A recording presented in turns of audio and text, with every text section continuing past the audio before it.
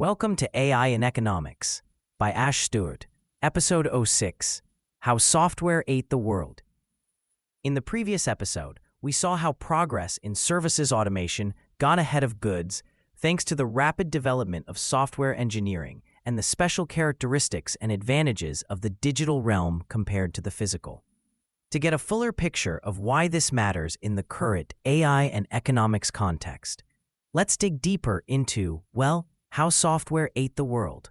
We touched upon these key differences and advantages.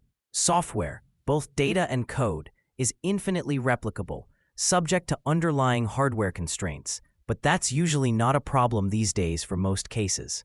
It is easy to experiment with software without the cost and risks to analogous experimentation in the physical world.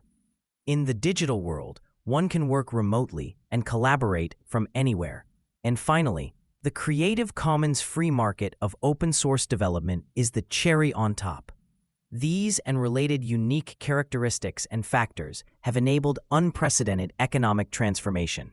Let's see how. Software has zero marginal cost.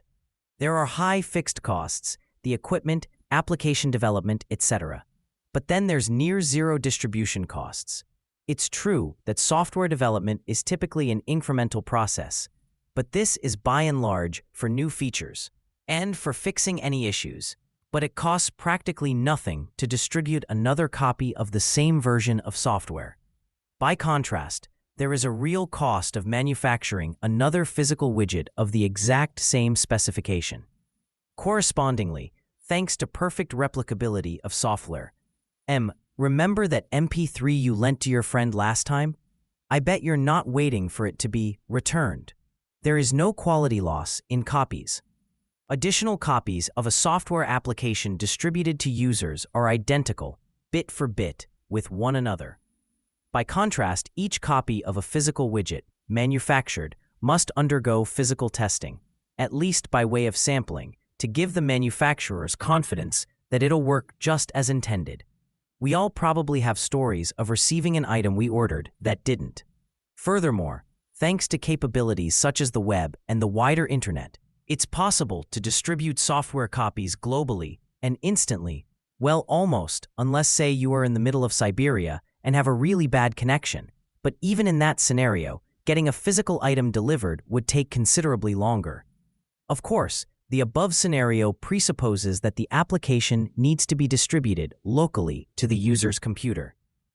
We also have the delivery of software as a service (SaaS) model, where the application is hosted on the provider's server and you just have to log in, typically using a browser.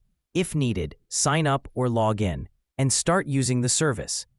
If you're reading this article or listening to this AI-generated voice on your favorite podcast platform, you're already doing this. It's because software ate the world.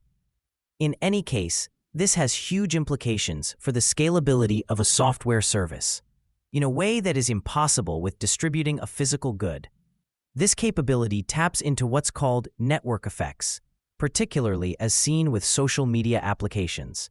The more users sign up, the more users will want to sign up, creating a spiraling upward effect of increased use and thus value. Thus, it's conceivable, and it has indeed happened, that a team of a dozen software entrepreneurs and engineers have built an app that went viral with millions of users signing up once it took off. Can you imagine a physical product getting that kind of reach and sale? All this leads to another very important aspect: data as an economic asset. In the digital realm, data is everything. The use of a software application generates data, both data as pertinent to functions within the application, but also metadata, stuff like how many times a user logged in, at what times, what pages they focused more on, and so on. Such data is invaluable, for example, for the software service provider to gain an acute understanding of user preference and usage patterns, which can then help inform optimizing the behavior of the software to enhance user satisfaction.